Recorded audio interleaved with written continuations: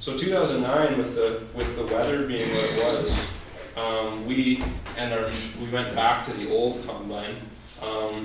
We lost like 5 acres that year just because our machine kept breaking and everything was so wet. So this was the first year at the end of our harvest, we didn't actually have enough seed for our foreseeable sales for the good seed, because we'd been running the good seed the whole time. So it was at the end of that year, we knew, like, we're going to make it through the winter, we're probably going to run out of seed for the business, so we needed to seek out other supplies of hemp seed. Worked out quite well, though, because in 2010, there's a co-op of farmers in Saskatchewan. They're called the Farmer Direct Co-op. Highly recommend you look into them. It's farmerdirect.coop if you want to check out their website. And in June of 2010, they became the first Canadian group of farmers to be certified domestic fair trade. It's significant because fair trade is huge in the developing world, where it needs to be. Coffee, we got sugar, we got chocolate, all these crops where farmers are being paid so low, it's important to pay them fair trade prices. Well, in the Canadian commodity farm scene in the prairies, it's no different. Like, last year barley sold for $3 a bushel, which a bushel is a huge sack of grain. You imagine that selling for $3, it's unreasonable, really, in my opinion. So I was happy to see this group of small prairie farmers who, they grew 100 acres or less, kind of a thing. And their thing was, to make a living on this small farm in the prairies, you have to get better prices than what the commodity market's willing to give you. Some commodity market is set up for people who farm thousands of acres. So anyways, they grow hemp as one of their major crops. They're organic. It's an organic farm co-op, so hemp is fitting into most organic farms quite well. It's just easy to grow, doesn't require chemicals, and the benefits go on and on. But I don't need to preach to the converted about that. So anyways, the Farmer Direct Co-op has been an awesome contact. Now we have a more secure supply of seed, and we don't have to have this stress, which was getting quite intense, to go back and have to grow this amount to keep the business going. So in essence, we became a lot like these coffee companies that are fair trade. We're buying from farmers at a fair trade price, we're processing it and bringing it to market. The thing that we're really adamant about with our business, though, is most middlemen in position of good seed make enormous times more money than the farmers. That's often the case. The price that you pay for your product at the end, let's just use $10 as an example. In a lot of models, the farmer makes 25 cents, and all these other people make the other $9.75. And it's very common. Like, this is how our businesses are modeled nowadays. So when we found ourselves in this position and we had to make our price list, it was important to me that when I sell something, I'm not making more than the farmer, because I know what it takes to farm hemp, and I know what these smaller prairie farmers have to go through, so that I feel that they deserve to make more than the middleman when a sale happens. So it makes us have small margins, but that's okay. My whole belief with this is that hemp seed should be a staple food that's in everybody's kitchen. So as a business that's part of getting the hemp from a farm to the eater, I want to eventually see hundreds of thousands of pounds of hemp seed being eaten by Canadians. So if you have small margins on a business like that, you're fine. So that's the vision that I'm going with, and that's why our business model is the way that it is. I should probably wrap this up fairly soon. Yeah, I'm over halfway for sure. So in 2010, that was the year that we connected with the co-op. Another thing happened personally. I took a permaculture design course here in Victoria. I'm not sure if many people are aware of permaculture. Permaculture stands for permanent agriculture. It's essentially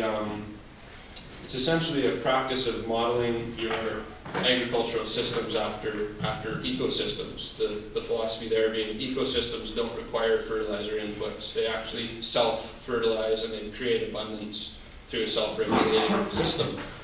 So when I took this permaculture course, a lot of the stuff that I had been practicing in my farm, like compost tea, polycropping, planting trees to enhance wildlife around the farm, that's actually what a permaculture farm looks like.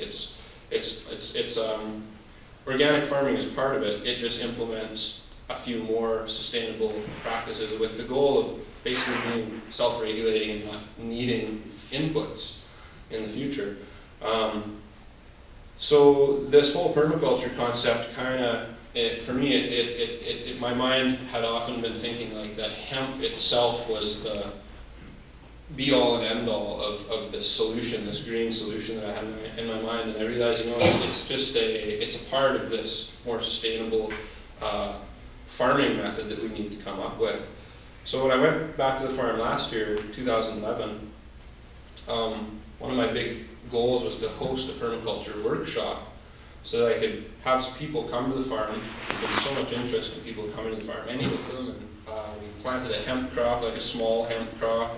We used the previous year's hemp crop to make some hemp cob, to build some small scale things on farms to give people an idea of what we can do with just hemp straw and mud. Like you can build a home for yourself. You can build homes for your pigs and your chickens, and it doesn't have to cost you really anything but a little bit of work.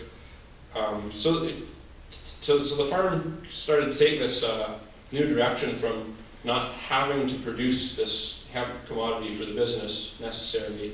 We wanted to grow hemp and show people about it and educate about hands-on, small-scale hemp work. And the reason, like I say, is tons of people have contacted me and said, I want to grow hemp, but I can't because you have to grow 10 acres.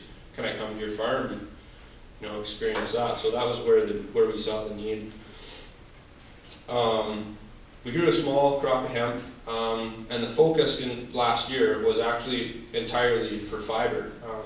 There's this massive disconnect right now in the Canadian hemp industry. We grow, of all the countries in the world, we grow more hemp seed than any other country. So it should be reason to understand that we have a lot of hemp fiber to use, but we produce very little hemp fiber products. Most farmers are burning their hemp fibers to clear it off of the field so that they can get out there again the next year. Some of them are tilling it in, which is great because you add tons of green material to your land. But there is, as Ted knows, and as we all know, so many uses for the hemp fiber. That mat up there of insulation, I think, is quite revolutionary to get rid of pink fiberglass that we have now, which is super toxic and makes you itchy. Whereas that stuff is amazingly insulative, it smells good, and on a positive note, we are we Canadians, we is the right word. We're finally starting to have some industry around it. In Edmonton, there's a company now that takes in hemp fiber from farmers, and it's a lot like that. It's actually an erosion control mat that they use in construction. And they also are working on making these plastic paneling for cars. So there is some stuff happening. Out east, there's some companies that are also working with it, but I think we have a long way to go with that. So anyways, in 2012 here coming up, where something very exciting has happened. I actually just was talking with my folks last week. But my parents moved back to the farm last year in 2011, and from California. The economy in California fell apart, so they moved back here. And Saskatchewan's economy is now apparently one of the strongest in the country, which is hard to see when you're there. I don't really know what that's a measure of. I think it's more like a measure of the corporations in Saskatchewan are doing quite well.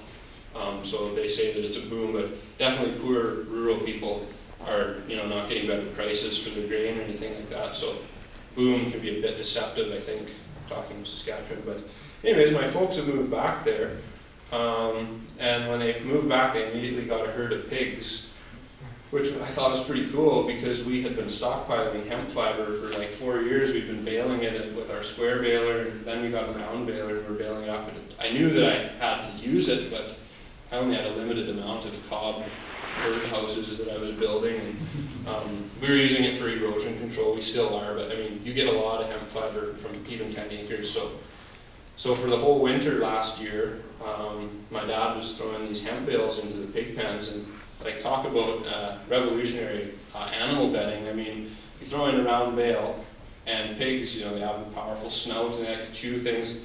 We'd cut the wires, they'd cut the wires off, take the twine out, and the pigs would go in there, chew it up, and basically they'd decorticate it. So you'd have this big mass of like the long sinewy fibers, and all the little woody chips obviously fell to the ground.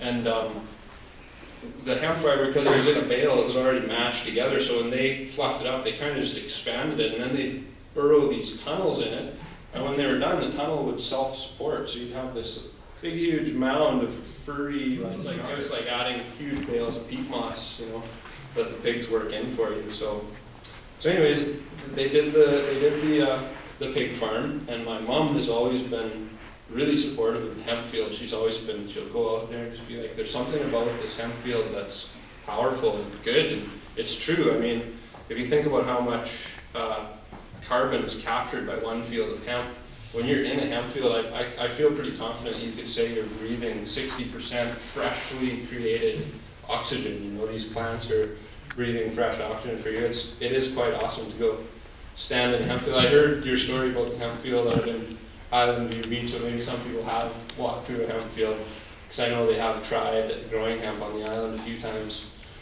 So anyways, my mom was really supportive of this idea, and she's always said to me, like, I think, you can't ever stop growing hemp. You need to, it's just so nice, just that alone.